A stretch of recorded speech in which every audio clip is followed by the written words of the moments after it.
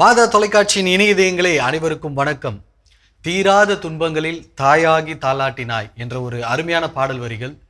தீராத துன்பங்களில் நீ தாயாகி தாலாட்டினாய் என்ற ஒரு அருமையான பாடல் வரிகளோடு உங்களை சந்திப்பதில் பெருமகிழ்ச்சி அடைகிறேன். என் அன்பு உள்ளங்களே, இன்றைய நம்முடைய சிறப்பு நிகழ்ச்சிக்கு வருகை தந்திருக்கக்கூடிய நம்முடைய பாசமிகு அருட்தந்தை டேவிட் ஆரோக்கியம் அவர்களை உங்கள் அனைவருடைய சார்பாக அன்போடு வரவேற்கிறேன். வணக்கம் ஃபாதர். வணக்கம். வணக்கம் போஸ்கோ. நல்லா இருக்கேன். நல்லா இருக்கேன் ஃபாதர். நீங்கள் எப்படி இருக்கிறீங்க?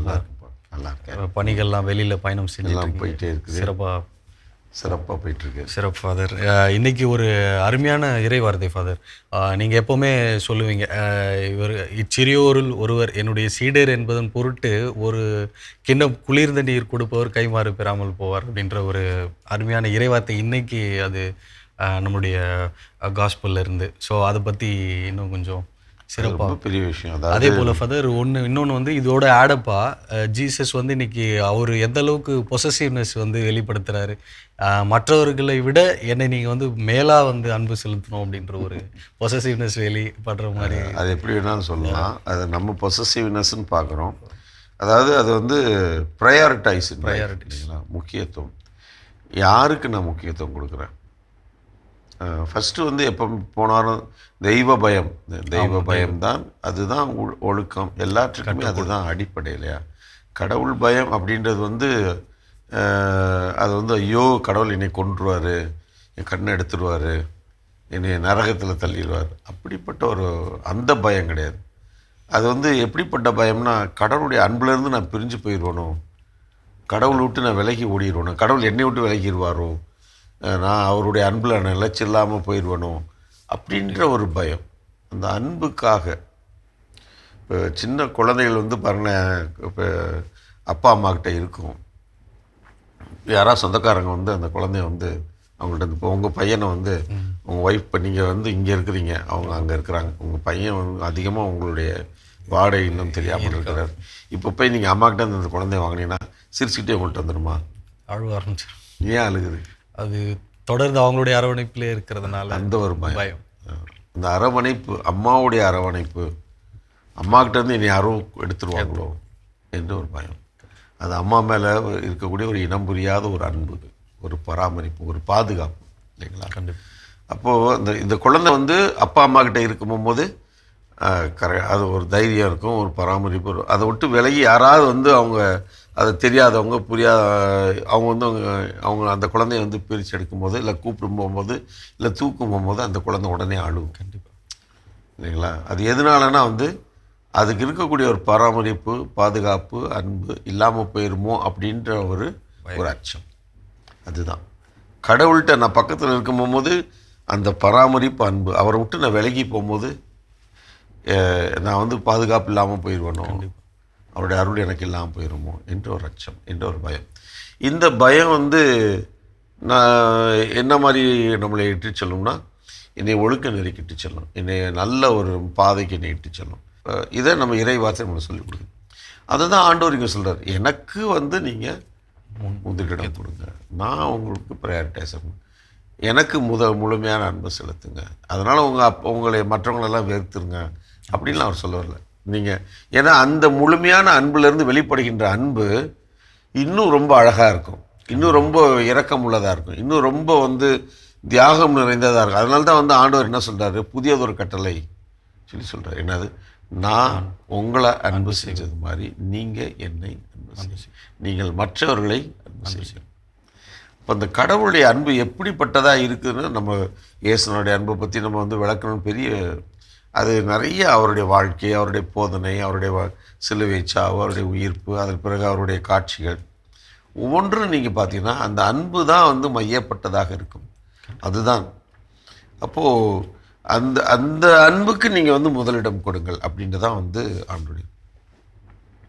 அப்போ இந்த அன்பில் இருக்கக்கூடிய அவருடைய சீடர்களோ, அவருடைய சகோதரர்களோ, சகோதரிகளோ, அவங்களோட நம்ம வந்து அவருடைய துன்பத்தில், அவருடைய தேவைகளில் நீங்கள் பங்கெடுக்கின்ற பொழுது, அந்த நற்செய்தி அறிவிப்பு பணி, இந்த மாதிரி விஷயங்கள் நீங்கள் பங்கெடுக்கின்ற பொழுது அதனுடைய பலன் உங்களுக்கு கிடைக்காமல் போகாது.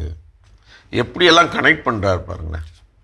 ஸோ அது வந்து கட இது இது ஒரு மூட நம்பிக்கையில் இது வந்து உண்மையான ஒரு பாசம். இப்போது ஒரு குழந்தை அவங்க அம்மா அப்பா மேலே வச்சிருக்கிற அன்பை வந்து மூட நம்பிக்கை நம்ம சொல்ல முடியுமா? அதுதான் உண்மையான பரிசுத்தமான ஒரு அன்பு இல்லையா? அது எதையுமே அப்பா அம்மா கிட்ட அவருடைய பாதுகாப்பு எனக்கு ரொம்ப முக்கியம் அப்படின்னு ஒரு பரிசுத்தமான ஒரு அன்பு. அப்போ எனக்கும் கடவுளுக்கும் அப்படிப்பட்ட, அதனால தான் கடவுள் வந்து உங்கள் அப்பா அப்படின்னு நீங்கள் நினைங்க, உங்கள் அம்மான்னு நினைங்க. நான் யாரெல்லாம் என்னுடைய அந்த கடவுளுடைய சித்தத்தை நிறைவேற்றுறாங்களோ அவர்கள் தான் என்னுடைய தாய், என்னுடைய தந்தை, என் சகோதரன், என் சகோதரி. எவ்வளோ ஆண்டவர் பாருங்களேன், ஒவ்வொன்றா வந்து அழகாக அவர் ரிவீல் பண்ணிக்கிட்டே இருக்கிறார், சொல்லிக்கிட்டே இருக்கிறார். எல்லாத்தையும் வந்து ஒன்றிணைக்கிறார், எல்லாத்தையும் ஒரு புள்ளியில் கொண்டார். என்ன புள்ளி? கடவுள் என்ற அன்பு என்ற ஒரு புள்ளி கொண்டார். அந்த அன்பு என்ற புள்ளியில் இணக்கமாக இருக்கின்ற அனைவருமே வந்து சகோதரர்கள், சகோதரிகள். அவர்களுக்காக பகிர்கிறவர்கள் அத்தனை பேரும் அதற்குரிய அருளை பெறுவார்கள். அப்போது இது வந்து எத்தனை ஆயிரம் வருஷமாக இது நடந்துட்டுருக்குது. எவ்வளோ தூரத்துக்கு வந்து இந்த திரு அவை வந்து மக்கள் மத்தியில் ஒரு 12 எந்த விதமான படிப்பறிவும் இல்லாத பாமர அந்த மனிதர்களை வைத்து இன்றைக்கு உலகமே வியந்து பார்க்கின்ற அளவுக்கு இத்தனை ஆண்டுகளாலேயும் இப்போ தான் புதுசாக ஏதோ ஒரு இந்த தத்துவம் வெளிப்பட்டது போன்று இதை அறியாத மக்கள் இந்த உலகத்தில் யாருமே இல்லை. எந்த ஒரு பிற நம்பிக்கையாளர்களாக இருந்தால் கூட இயேசுவை குறித்து அறியாதவர்கள் இந்த உலகத்தில் யாருமே இருக்க முடியாது. அப்போது அந்த அளவுக்கு இந்த உலகத்தை அவர் பாதித்திருக்கிறார் என்று சொன்னால், அப்போது அவருடைய அன்பு எவ்வளோ மேலோங்கியதாக இருக்கிறது. அவரை சார்ந்தவர்கள் அந்த அன்பை எந்த அளவுக்கு வந்து வாழ்க்கையில் வந்து மையமாக வைத்து அவர்கள் வாழ்ந்தார்கள், அதற்காக தங்களை இழந்தார்கள், அதற்காக அதிகமாக அள்ளி கொடுத்திருக்கிறார்கள். இதெல்லாம் தான் வந்து இந்த நற்செய்தியினுடைய ஒரு புரிதலாக நான் பார்க்கிறேன். ஒவ்வொருத்தரும் அதுக்கு ஒரு புரிதல் கொடுக்கலாம், ஒரு விளக்கம் சொல்லலாம். நான் புரிந்து கொண்ட விதமாக அந்த அன்பை மையப்படுத்திய விதமாக இருப்பதாக நான் பார்க்கிறேன். அந்த அன்பு செயலுக்காக தங்களை இழக்கின்றவர்களுக்கு என்னால் முடிந்த ஒரு காரியத்தை நான் செய்கின்ற பொழுது அது அந்த அன்புக்கே நான் செய்ததாக இருக்கிறது. அப்போ அந்த அன்புக்கே நான் செய்ததாக இருக்கும்போது அதற்கென்று ஒரு பிரதிபலன் இருக்கிறது, ஒரு ஆசீர்வாதம் இருக்கிறது சொன்னால் அது கண்டிப்பாக அது அவர்களை சென்று அடையாமல் போகாது என்று ஆண்டவர் சொல்கிறார். அந்தளவுக்கு ஒரு வாக்கு தத்துவத்தை கொடுக்குறார். அதையும் நம்ம வந்து வாழ்க்கையில் ஃபுல்லாக வந்து பார்க்குறோம். மக்கள் மத்தியில் அதனுடைய பேறுபலன்களை பார்க்குறோம். நான் கடவுள் எங்களுள்ள செஞ்சுருக்காரு, நான் கடவுளுக்கு செய்கிறேன், நான் அந்த கடவுளை சார்ந்த மக்களுக்கு செய்கிறேன், ஏழை எளியவர்களுக்கு செய்கிறேன், அனாதைகளுக்கு செய்கிறேன், ஆதரவற்றவர்களுக்கு நான் செய்கிறேன்னு சொல்லிட்டு இந்த உலகமே இன்றைக்கும் அந்த மனித மாண்பு இன்றைக்கும் உயிரோடு இருக்கிறது என்று சொன்னால் அதற்கு மைய காரணமாக இருப்பது கடவுள் என்ற ஒரு அன்பு. சூப்பர் ஃபாதர், பயங்கரம். தெய்வ பயம் ஒழுக்கம் கற்றுக் கொடுக்கிறது. அன்பு வந்து எல்லாரும் இணைத்து ஒரு பாதுகாப்பான அன்பான சூழலை வந்து மனிதாபனத்தை மேலோங்க செய்கிறது. ஒரு அருமையான சிந்தனை ஃபாதர். முதல் கடிதமாக பெங்களூர்லேருந்து அமலா இருதிராஜ் ஃபாதர். பூ பூக்க மறந்தாலும், இலை தன் கிளையை மறந்தாலும், வண்டு தன் கூட்டை மறந்தாலும், கோழி தன் குஞ்சுகளை மறந்தாலும், நான் என்றும் மறவாத மாதா தொலைக்காட்சியின் பல வரங்களை கொண்டு வாழ்ந்து வரும் அமலா இருதியராஜ் எழுதும் கடிதம். தந்தையே, நீங்கள் நலமாக உள்ளீர்களா? ரொம்ப நல்லா இருக்குமா. உங்களின் உடல் ஆரோக்கியமும் உங்களின் அன்பின் சேவைகளுக்காகவும் நான் ஜெபிக்க தவறுவதில்லை. தந்தையே, நான் 2 வாரம் ஒரு முறை பெங்களூர் சென்று வருவது வழக்கம். அப்படியாக செல்லும் பொழுது எங்கள் ஆலயத்தில் இருக்கும் ஒரு சகோதரர் கேட்டார், அக்கா, நீங்கள் பார்ப்பதற்கு எளிமையாக காட்சியளிக்கிறீர்கள், ஆனால் மாதா டிவியில் நீங்கள் எழுதும் கடிதம் சமீபத்தில் பார்த்தேன். எப்படி அக்கா இப்படி ஒரு கடிதம் எழுதுகிறீர்கள்? தந்தையும் உங்களின் கடிதம் பார்த்து அவர் உங்களுக்கு ஆசீர் வழங்கும் முறை அருமையாக உள்ளது. இது உண்மையில் இது ஒரு பெரும் ஆசீர்வாதமாகவே உள்ளது என்றும் சொன்னார். இப்படியாக சில பேர்கள் கேட்டார்கள் தந்தையே. அங்கு என் முழு உழைப்பையும் நான் பார்க்கிறேன். தந்தையே, உண்மையில் இதை தொடர பல இன்னல்களும் எனக்கு வருவதுண்டு. எல்லாம் தாண்டி இப்படி வருகிறேன் என்றால் நான் மாதா மீதும் இதில் உழைத்து வரும் தந்தையர்களும் என் சகோதரர்களும் தான் காரணம் என்று சொல்லிக்கொள்வேன். தந்தையை என்னை பார்த்து 3-4 குடும்பங்களில் மாதா டிவி பார்த்து பலன் அடைந்து வருகிறார்கள். நான் வசிக்கும் இல்லத்தின் பக்கத்தில் இருப்பவர்கள் பல சமயங்களை சார்ந்த மக்கள். அவர்களும் மாதா டிவி ஒரு பலன் உள்ளதாக அமைகிறது என்று சொல்வார்கள்.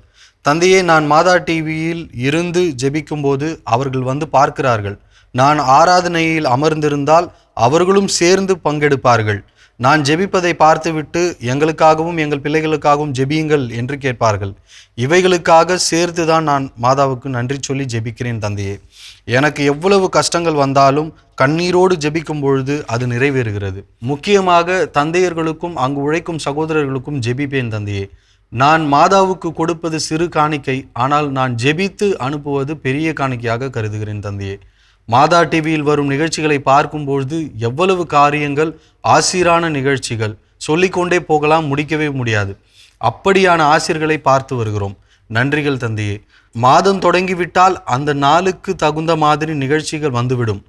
மாதாவுக்கு போன மாதம் வணக்க மாதமாக பல நிகழ்ச்சிகள், ஆசீர்வாதங்களை பார்த்தோம். இந்த மாதம் ஜூன் மாதத்தில் ஆண்டவரின் திரு இருதயத்திற்கு வணக்கமாகவும் புனித அந்தோனியார் நாளாகவும் வணங்கப்படுகிறோம். இயேசுவின் திருவுடல் திருரத்த பெருவிழாவினை சிறப்பாக வழங்கி வருவது ஆசிரானவைகளே. சிறு பிள்ளைகளுக்கு விளையாட்டு போட்டிகள், விவிலியத்திலிருந்து கேள்விகளும் சிறு பாடங்களை காண்பித்து பல விவிலியத்திலிருந்து கருத்துக்களை நம் சகோதரர் ஆகாஷ் நடத்தி வருவது அருமை. ஆயர்கள், குருக்கள் என்று ஆசிரான பாடங்களை சொல்லிக் கொடுப்பது மிக சிறப்பு. நல்மெய்ப்பெரே என்ற துதி ஆராதனை பாடல்கள் நம் நிர்மல் போஸ்கோ குழுவினரோடு பாடி துதிப்பது ஆசிர். வீட்டில் விவிலியம் என்ற தொகுப்பு அருமை. மரியன்னை ஆலயத்திலிருந்து நம் அருள் சகோதரி பிள்ளைகளுக்கு தினம் ஒரு பைபிள்களை சொல்லி வருவது அருமை தந்தையே. உங்களின் பணி சிறக்கவும் உங்களின் குருத்துவ நிலைப்பாட்டின் நாளில் இருந்து நீங்கள் பல வருடங்களாக உழைத்து வருகிறீர்கள். இந்த வரப்பிரசாதத்திற்காக சேர்ந்து ஜெபித்து வரும் அமலா இருதிராஜ். மீண்டும் அடுத்த கடிதத்தில் தொடர்கிறேன். அமலா இருதிராஜ், பெங்களூர்ல இருந்து. அம்மா, அதாவது நற்செய்தி அறிவிப்பு பணி அப்படின்றது வந்து ஆண்டவர் நமக்கு எல்லாருக்குமே கொடுத்த தலையாகிய ஒரு கடமை. அதை நான் வந்து சொல்லலை, ஏன்னா ஆண்டவர் நம்மகிட்ட எல்லாத்தையுமே சொல்கிறார், உலகெங்கும் சென்று படைப்பிற்கெல்லாம் நற்செய்தியை அறிவியுங்கள். இந்த நற்செய்தினா என்னது? எல்லாம் வந்து மதம் மாறுங்கன்னு சொல்லி சொல்கிறதா? அது தவறான ஒரு பார்வை. மதம் மாற்றுவதல்ல, மாறாக மனங்களை மாற்றுவது. மனம் என்ன மாற்றுவது? என்ன மனம் மாற்றுவது? மனம் அப்படின்னா வந்து இப்போ பார்த்தீங்கன்னா அவர்கள் ஒருத்தவங்களை மன்னிக்க முடியாமல் இருக்கிறாங்கன்னா மன்னிக்க சொல்லி அவங்களுக்கு கற்றுக் கொடுப்பது. அன்பு செய்ய முடியாமல் இருக்கிறாங்கன்னா அன்பு செய்யுங்க அப்படின்னு கற்றுக் கொடுப்பது. என்கிட்ட ஓரளவுக்கு இருக்குங்க, கடவுள் நிறையா கொடுத்துருக்காரு, அது இல்லாதவர்களோடு பகிர்ந்து கொள்ளுங்கள் என்று அவருடைய மனதை மாற்றும். இதுதான் நற்செய்தி, ஒன்றுமே கிடையாது. இதை வந்து தவறாக ஒவ்வொருவரும் ஒரு சில ஆண்டுகள் ஒரு சில பல 100 ஆண்டுகளுக்கு முன்னால் அது வேறு விதமாக புரிந்து கொள்ளப்பட்டது. இப்போ வந்து இந்த புரிதல்கள், ஏனென்றால் ஒவ்வொருடைய நம்பிக்கையும் நாம் மதிக்கிறோம். இந்த உலகத்தில் வந்து ஒவ்வொருத்தருக்கும் என்று ஒரு நம்பிக்கை இருக்கிறது, அவர்களுக்கு என்று ஒரு வழிபாட்டு முறைகள் இருக்கிறது, அவர்களுக்கு என்று ஒரு அதைகளை நாம் மதிக்கிறோம். அந்த அவர்கள் மத்தியிலே இந்த மாதிரியான விழுமியங்களை நாம் மக்களுக்கு சொல்லித் தருகிறோம். அதை தான் நீங்கள் செஞ்சிட்ருக்கிறீங்க, அதை நீங்கள் செய்கிறீர்கள்.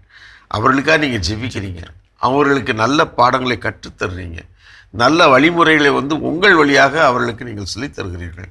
இது எவ்வளோ பெரிய காரியம், இது ஆண்டவருக்கு எவ்வளோ உகந்த ஒரு காரியம். இதுதான் வந்து கடவுளுடைய சகோதரனாக சகோதரியாக வாழ்கின்ற ஒரு காரியம். இது மாதா தொலைக்காட்சியின் வழியாக உங்களுக்கு இது கற்றுத்தரப்பட்டிருக்கிறது. இதை நீங்கள் புரிந்து கொண்டீர்கள், உங்களிடத்தில் ஏற்கனவே இருக்கிறது. அதை மாதா தொலைக்காட்சியை நீங்கள் பார்க்கின்ற பொழுது அதை புதுப்பித்துக் கொள்கிறீர்கள்.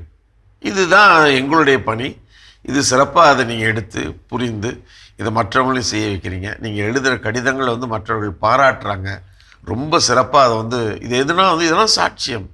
இது மாதிரி வாழ்க்கையில் நல்லதை நாம் பார்க்கின்ற பொழுது அதை பாராட்டுவது என்பது எவ்வளோ உயர்ந்த ஒரு உன்னதமான குணம்.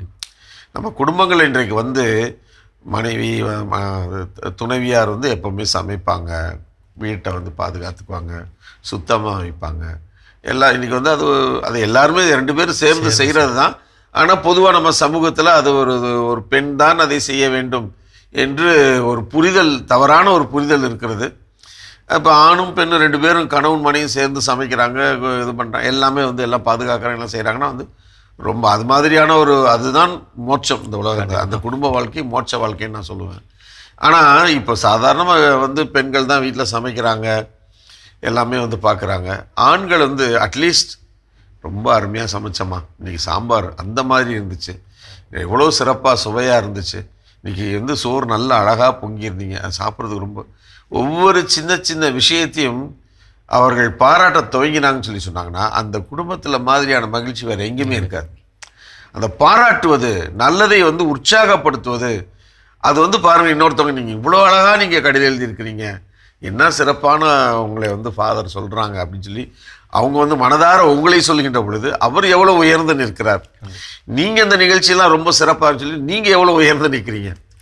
இதுதான் இந்த மனித சமூகத்தில் எல்லாருமே ஆண்டவர் இந்த வாரத்தில் நீங்கள் வாசித்திருப்பீங்க மத்தேயு நற்செய்தியில், பிறர் உங்களுக்கு என்ன செய்ய வேண்டும் என்று நீங்கள் விரும்புகிறீர்களோ அதையே மற்றவர்களுக்கு நீங்கள் செய்யுங்கள், இறைவாக்குகளும் திருச்சட்டமும் இதுவே. என்ன அழகான ஒரு, இதை விட ஒரு உன்னதமான ஒரு போதனை இந்த உலகத்தில் எங்கேயுமே கிடையாது இல்லையா? எனக்கு அடுத்தவங்க நல்லது செய்யணும், என்னையை பாராட்டணும், எனக்கு துணையாக இருக்கணும், எனக்கு என் கஷ்டத்தில் வந்து பங்கெடுக்கணும் அப்படின்னு ஆசைப்பட்றேன்.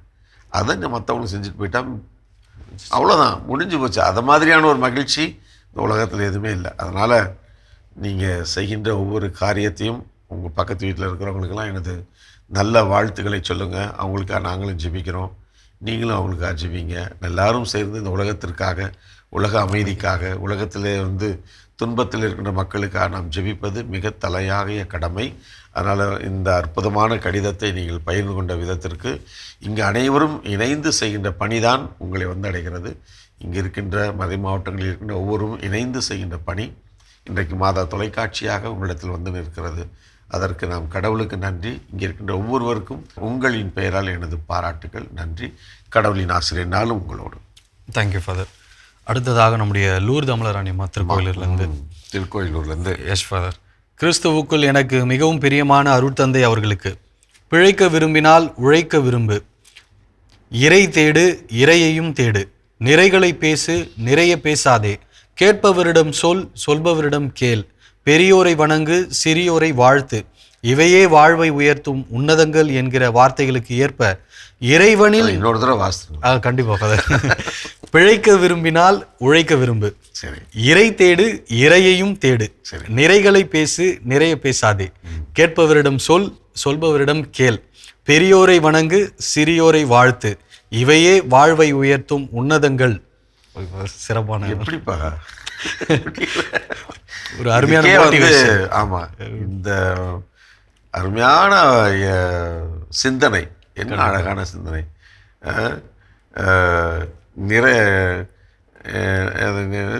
நிறைவை பேசு, நிறைய பேசாது. ஆமாம், நிறைகளை பேசு, நிறைய பேசாது. அதுதான் பாராட்டு. நிறைய பேசாது, நிறைய பேசு, தேவலாம் பேசிகிட்டே இருக்க வேணாம். ஆமாம், சமீபத்தில் கூட வந்து ஒரு ஒரு திரை உலக ரொம்ப முக்கியமான நட்சத்திரம் அவர் வந்து சொன்னார், நம்ம எதை சொன்னாலும் வந்து தவறாகவே எல்லாரும் புரிஞ்சுக்கிறாங்க, பேசாமல் இருக்கிறது தான் நல்லது கரெக்டாக சொல்லியிருந்தாரு.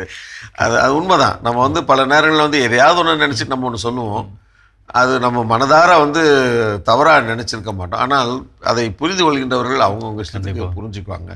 அப்போ சொல்ல வேண்டிய காரியங்களை மிக குறைந்த வார்த்தைகள் தெளிவாக நறுக்காக, வெட்டு ஒன்று துண்டு ரெண்டுன்ற மாதிரி அழகாக வந்து, அதனால தான் ஆண்டவர் இயேசு சொல்கிறார், ஆம் என்றால் ஆம், இல்லை என்றால் இல்லை. அதுக்கு மேலே நீங்கள் பேசுகிறது எல்லாமே வந்து தேவையில்லாத வார்த்தை சொல்கிறாரு.